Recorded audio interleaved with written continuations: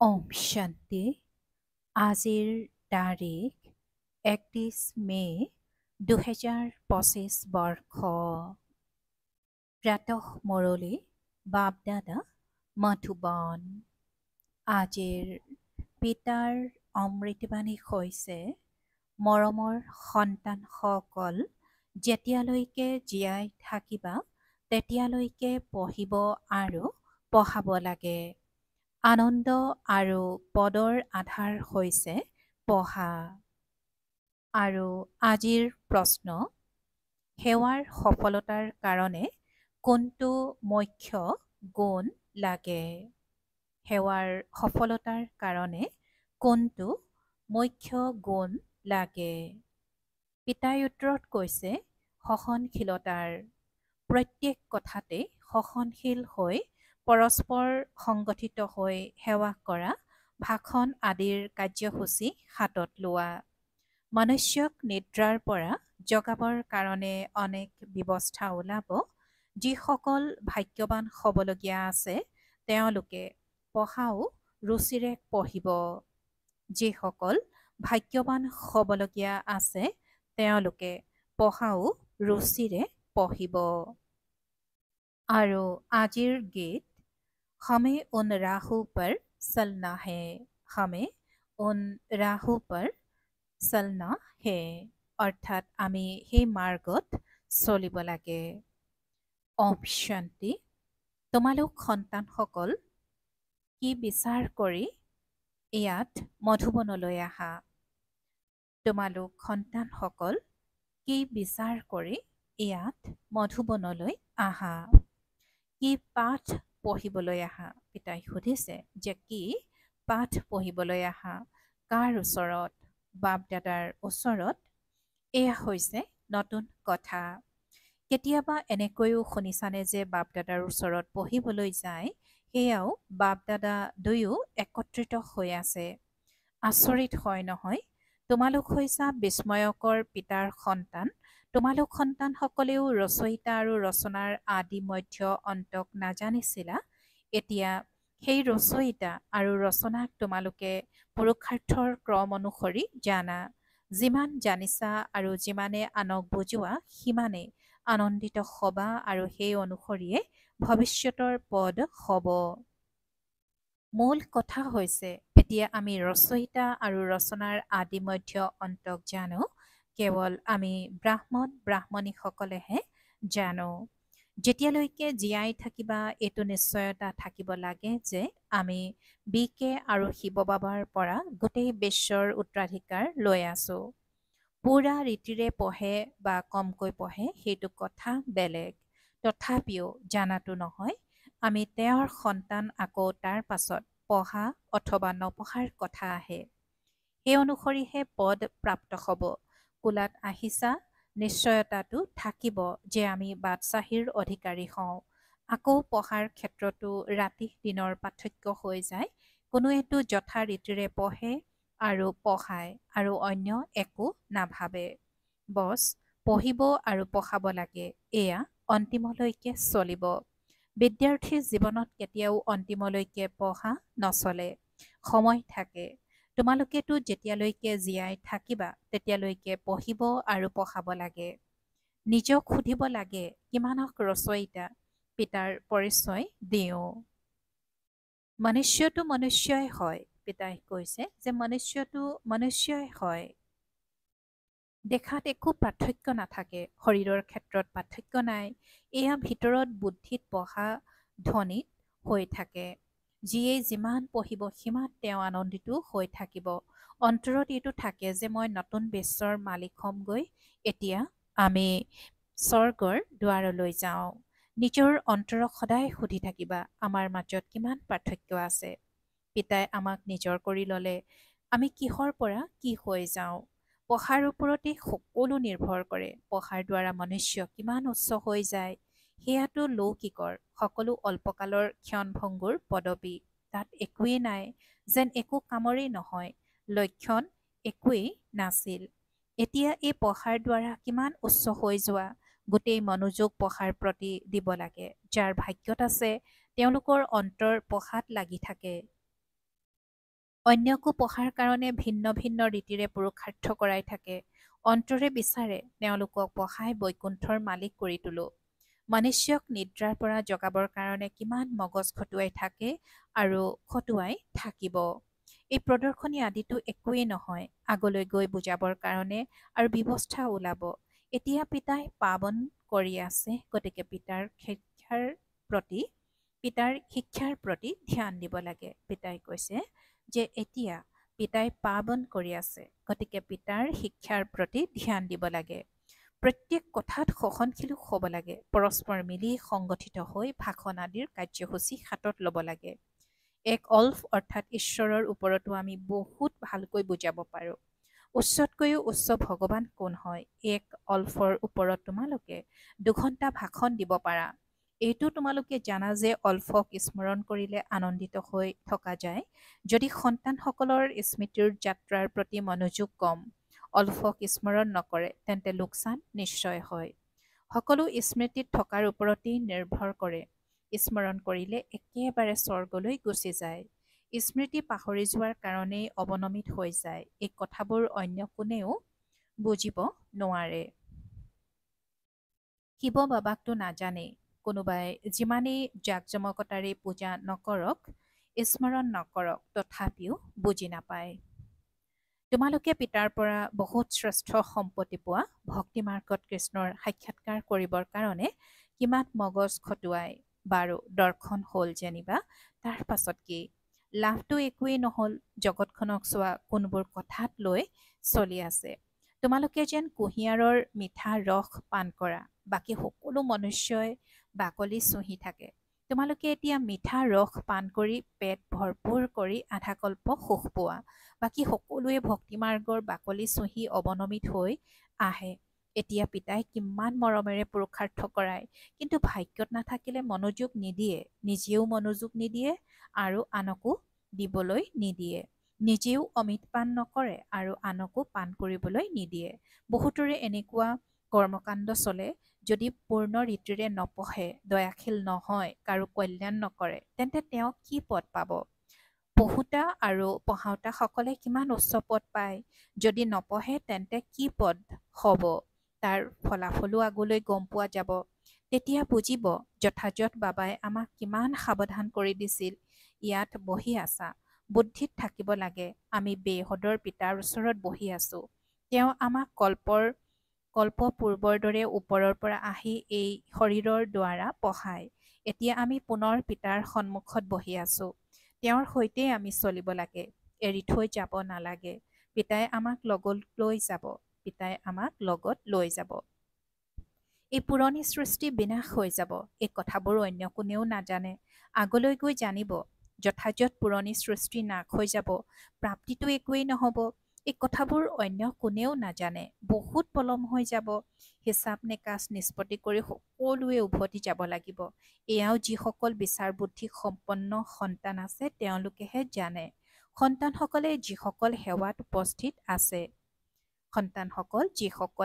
উপস্থিত আছে, মাতা পিতাক অনুসৰণ কৰে, যেনেকৈ আত্মিক সেৱা কৰে, তেনেকৈ তোমালোকেও কৰিব লাগে। বহুত সন্তান আছে যিসকলৰ এইটো চিন্তন চলি থাকে, যিসকলৰ বাবাই মহিমা গায়, তেওঁলোকৰ দৰে হ'ব লাগে। শিক্ষকটো সকলোৱে পায়। ইয়ালৈও সকলো আহে। ইয়াততো ডাঙৰ শিক্ষক বহি আছে। যদি পিতাক স্মৰণেই নকৰে তেন্তে শুধৰণি কেনেকৈ হ'ব? জ্ঞানটো বহুত সহজ। 84 জন্মৰ চক্ৰ কিমান সহজ, কিন্তু কিমান মগজ খটুৱাবলগীয়া হয়। পিতাই কিমান সহজ কথা বুজায়। পিতাক আৰু 84 চক্ৰক স্মৰণ কৰিলে নাও পাৰ হৈ যাব। এইটো বাৰ্তা সকলোকে দিব লাগে। নিজৰ অন্তৰক সোধা, কিমানলৈকে বাৰ্তাবাহক হৈছো? যিমানে বহুতকে জগাই তুলিবা, সিমানেই পুৰস্কাৰ পাবা। যদি নজগাও তেন্তে নিশ্চয় ক'ৰবাত শুই আছো। তেনেস্থলত মই ইমান উচ্চ পদটো নাপাম। বাবাই নিতৌ কয়, সন্ধ্যা নিজৰ গোটেই দিনটোৰ খতিয়ান উলিওৱা। সেৱাটো থাকিব লাগে।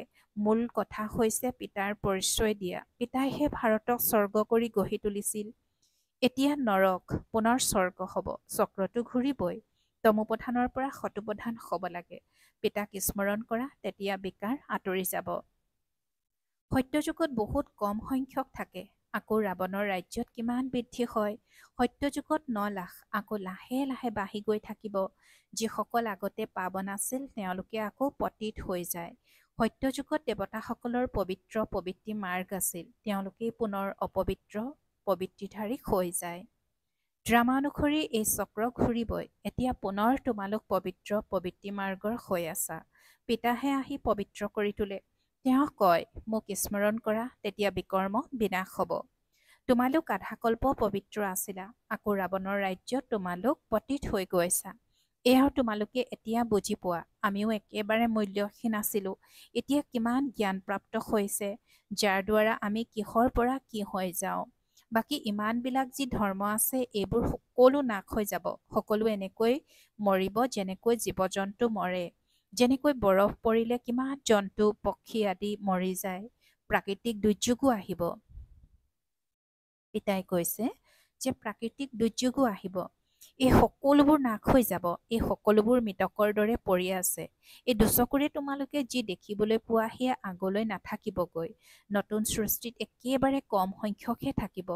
এই জ্ঞান তোমালোকৰ বুদ্ধিত আছে। জ্ঞানৰ সাগৰ পিতাইহে তোমালোকক জ্ঞানৰ উত্তৰাধিকাৰ প্ৰদান কৰি আছে। তোমালোকে জানা যে গোটেই সৃষ্টিত মাথো আৱৰ্জনাই আছে।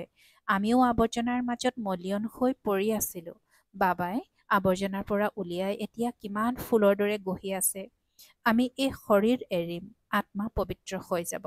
পিতাই সকলোকে একে ৰসতে পাঠ পঢ়ায়, কিন্তু বহুতৰে বুদ্ধি একেবাৰে জড়, একোৱে বুজিব নোৱাৰে। এয়াও ড্ৰামাত নিৰ্ধাৰিত হৈ আছে। পিতাই কয়, এওঁলোকৰ ভাগ্যত নাই তেন্তে ময়ো কি কৰিব পাৰোঁ। মইতো সকলোকে একেই ৰসতে পঢ়াওঁ। পঢ়োতাসকলে ক্ৰমানুসৰি পঢ়ে। কোনোৱে যথাৰীতিৰে বুজি লৈ আনক বুজায় আৰু অন্যৰো জীৱন হেৰাতুল্য কৰি তোলে। কোনোৱেতো আনক গঢ়ি নুতুলে। পিতাই কৈছে যে কোনোৱেতো আনক গঢ়ি নুতুলেই, ওলোটা অহংকাৰ কিমান। যেনেকৈ বিজ্ঞানীসকলৰ বুদ্ধিমত্তাৰ কিমান অহংকাৰ থাকে, দূৰৈ আকাশ সমুদ্ৰক চাব বিচাৰে। পিতাই কয়, ইয়াৰ দ্বাৰা একো লাভ নহয়। বিজ্ঞানৰ অহংকাৰীসকলে অবাবতে নিজৰ মগজ নষ্ট কৰি আছে। তেওঁলোকে বহুত বহুত দৰমহা পায়, সকলো নষ্ট কৰি থাকে। এনেকুৱা নহয় যে সোণৰ দ্বাৰকা তলৰ পৰা ওলাই আহিব। এয়াতো ড্ৰামাৰ চক্ৰ যি ঘূৰি থাকে। আকৌ আমি সময়ত গৈ নতুন সৃষ্টিত নিজৰ মহল সাজিম।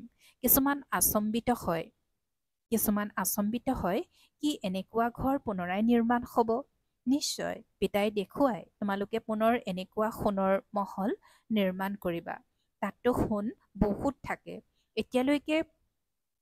এতিয়ালৈকে কোনো কোনো ঠাইত সোণৰ পাহাৰ বহুত আছে, কিন্তু সোণ উলিয়াব নোৱাৰে। নতুন সৃষ্টিততো সোণৰ খনিক অৰ্থাৎ সোণৰ অনেক খনি আছিল, সেইবোৰ শেষ হৈ গ'ল। এতিয়া চোৱা হীৰাৰ দাম কিমান। আজি ইমান দাম, কাইলৈ পাথৰ সদৃশ হৈ যাব। পিতাই তোমালোক সন্তানসকলক বহুত আশ্চৰ্যজনক কথা শুনায় আৰু সাক্ষাৎকাৰো কৰায়। তোমালোক সন্তানসকলৰ বুদ্ধিত এতিয়া এইটোৱেই থাকিব লাগে, আমি আত্মাসকলে নিজৰ ঘৰ এৰাৰ 5,000 বছৰ হ'ল, যাক মুক্তিধাম বুলি কয়। ভক্তিমাৰ্গত মুক্তিৰ কাৰণে কিমান মগজ খটুৱাই, কিন্তু এতিয়া তোমালোকে বুজি পোৱা যে পিতাৰ বাহিৰে কোনেও মুক্তি দিব নোৱাৰে, লগতে লৈ যাব নোৱাৰে। পিতাই কৈছে যে পিতাৰ বাহিৰে কোনেও মুক্তি দিব নোৱাৰে, লগত লৈ যাব নোৱাৰে। এতিয়া তোমালোক সন্তানসকলৰ বুদ্ধিত নতুন সৃষ্টি আছে। এইটো জানা যে এই চক্ৰ ঘূৰিব। অন্য কোনো কথাত যাব নালাগে, কেৱল পিতাক স্মৰণ কৰিব লাগে। সকলোকে এইটোৱে কৈ থাকা, পিতাক স্মৰণ কৰা, তেতিয়া বিকৰ্ম বিনাশ হ'ব। পিতাই তোমালোকক স্বৰ্গৰ মালিক কৰি তুলিছিল নহয়। তোমালোকে মোৰ শিৱ জয়ন্তীও পালন কৰা। কিমান বছৰ হ'ল? 5,000 বছৰৰ কথা। তোমালোক স্বৰ্গবাসী হৈছিলা, পুনৰ 84 চক্ৰ পৰিক্ৰমা লগালা। এয়াও ড্ৰামা ৰচি থোৱা আছে। মই আহি তোমালোকক এই সৃষ্টি চক্ৰৰ বিষয়ে বুজাওঁ। এতিয়া তোমালোক সন্তানসকলৰ বহুত ভালকৈ স্মৃতি উদয় হৈছে। আমি সকলোতকৈ উচ্চ ভূমিকা পালন কৰোঁতা হওঁ। আমাৰ ভূমিকা পিতাৰ সৈতে। আমি বাবাৰ শ্ৰীমতত বাবাৰ স্মৃতিত থাকোঁ। অন্যকো নিজৰ সমান কৰি গঢ়ি তোলোঁ। যিসকল কল্পপূৰ্বে আছিল তেওঁলোকেই হ'ব। পিতাই কৈছে, যিসকল কল্পপূৰ্বে আছিল তেওঁলোকেই হ'ব। সাক্ষী হৈ চাই থাকিব আৰু পুৰুষাৰ্থও কৰাই থাকিব। সদায় উৎসাহিত হৈ থাকিবলৈ নিতৌ একান্তত বহি নিজৰ সৈতে কথা পাতিবা। বাকী কিছু সময় এই অশান্ত সৃষ্টিত আছোঁ, পাছততো অশান্তিৰ নাম নাথাকিব।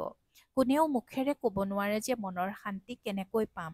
শান্তিৰ কাৰণেতো যায়, কিন্তু শান্তিৰ সাগৰটো এজন পিতাহে। অন্য কাৰো ওচৰত এই বস্তুটি নাই। তেনেকৈ তোমালোক সন্তানসকলৰ বুদ্ধিত ধ্বনিত হৈ থাকিব লাগে। ৰচয়িতা আৰু ৰচনাক জানা।